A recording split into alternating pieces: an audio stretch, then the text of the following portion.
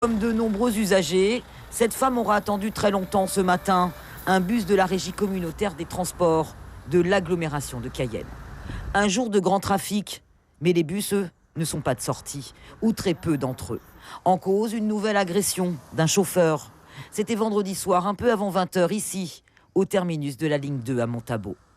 Serge Baffo, le délégué au transport de la CACL, a suivi l'affaire. Il voulait aller uriner, il est descendu, et comme il n'y a pas d'éclairage, il n'y a personne à 20h ici, mais il faut assurer le service public.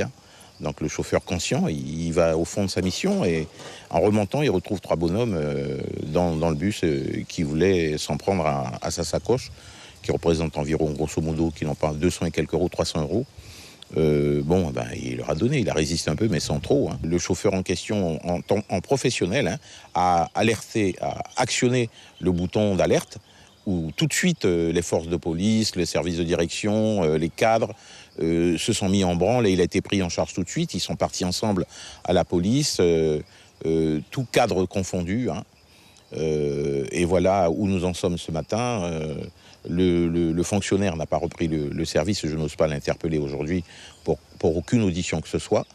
Une agression de plus d'un chauffeur de bus. Réaction immédiate des agents de la Régie communautaire des transports, réunis dans ce local au siège de la RCT. Discussion animée.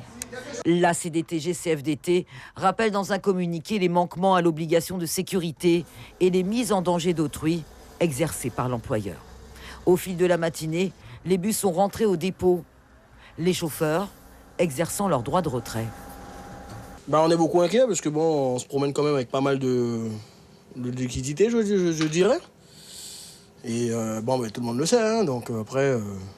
Victime collatérale de cette agression et du droit de retrait exercé par les chauffeurs, les passagers des bus de l'île de Cayenne. Et ils étaient nombreux en ce jour de marché et en cette veille de fête. À la gare routière, ce bus était très attendu. C'était l'un des rares de la matinée. La direction de la CACL annonce l'état des services réduit de moitié et parle de faits exceptionnels et extrêmement graves.